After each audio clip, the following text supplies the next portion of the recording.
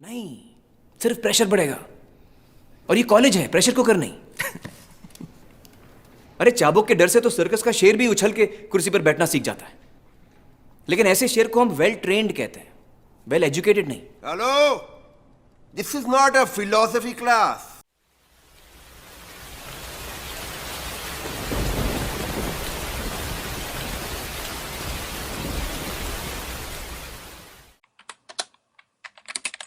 Kepribadian kita yang sekarang ini sebetulnya apakah hasil dari terlatih atau terdidik?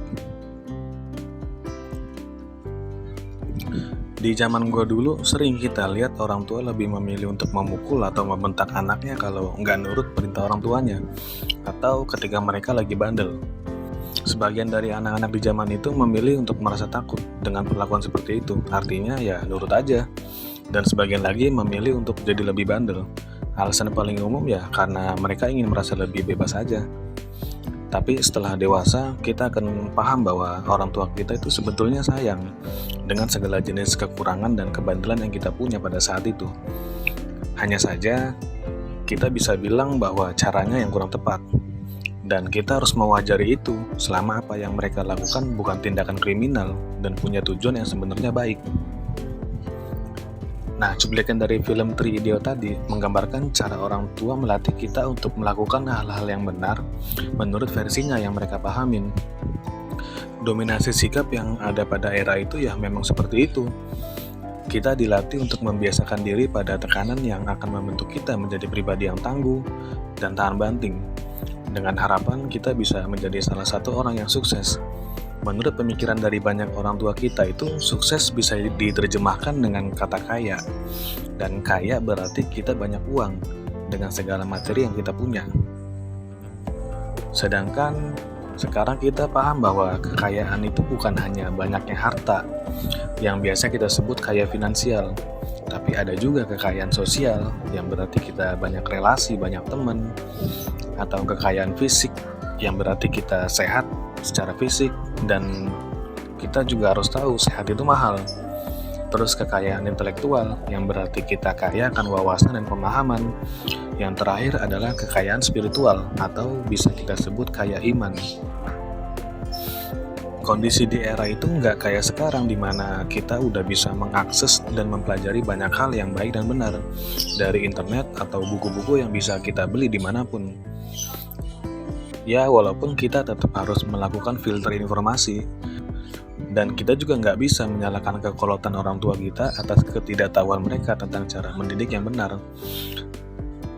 Karena belum tentu mereka mempelajari tentang itu.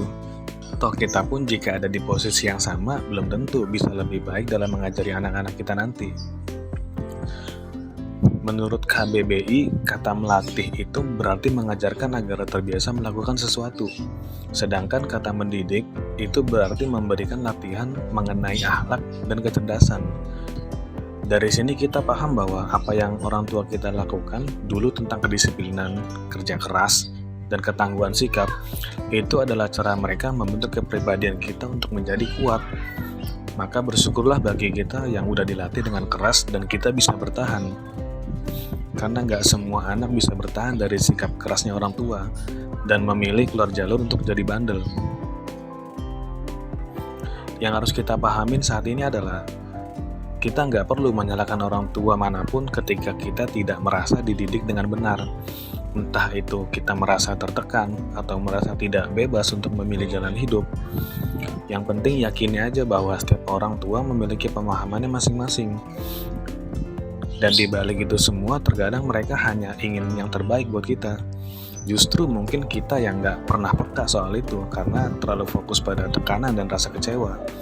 Dan memang kita pun lagi mengalami proses perkembangan berpikir, di mana kita belum bisa memutuskan ini sebetulnya baik atau enggak.